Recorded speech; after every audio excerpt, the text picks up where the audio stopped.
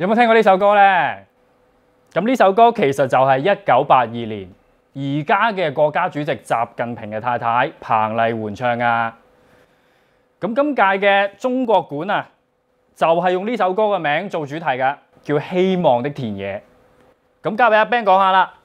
好啦，嗱，今日咧我哋咧，哎呀，唔覺意添嚟過下。今日我哋一次過咧行晒中日韓3個館啦 ，Go Go Go！上屆上海世博中國館就出盡風頭，今屆又點呢？外形就以田嚟做設計，有風吹稻田嘅動感，出邊咧仲種咗好多金黃色嘅菊花，幾有意境。入咗場之後呢，就好似求其咗啲啦，放咗啲壁畫、古籍同埋北京填鴨嘅製作模型，仲有一個小小嘅 touch screen， 話你知點樣搖佢買嘢。重頭戲係用2萬支 LED 燈柱嚟模擬田入面忽高忽低嘅麥浪動畫，工程大，但效果又好似一般般喎。你點睇呢？阿咪？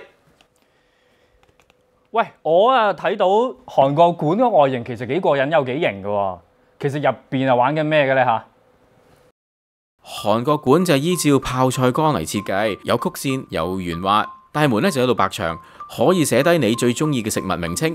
但我見到好多人都喺度簽名，將自己就當咗食物。入到去好多裝置藝術都好有型，帶出同一個 message： 將來點樣先可以食得健康啲？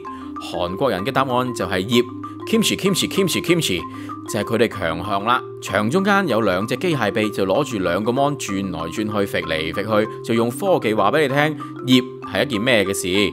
最後一間房就係用投射技術嚟表達，要經過春夏秋冬陰晴圓缺，先可以成就一條咁靚嘅泡菜。喂，科技嘢真係韓國強項嚟嘅喎，但好似互動啊爭啲嚇。阿 Ben 你點睇啊？嗱，講到呢個互動呢，梗係日本勁啲啦。我哋去睇下日本館又點先。日本館外形就低調啲，冇中國韓國咁吸睛，但係呢個餡好精彩。入到去先睇幾幅字畫，領略一下日本嘅意境，之後行入一間房，就好似喺田入邊行下，用手觸摸啲好似荷葉嘅農作物，四周圍嘅畫面就會出現唔同嘅景象。第2間房就有個光影瀑布，睇呢位姐姐示範，只要預先用部電話下載日本館嘅 app， 開咗之後你插喺台邊，你就可以將瀑布入面出現嘅靚相 download 喺自己嘅電話入邊。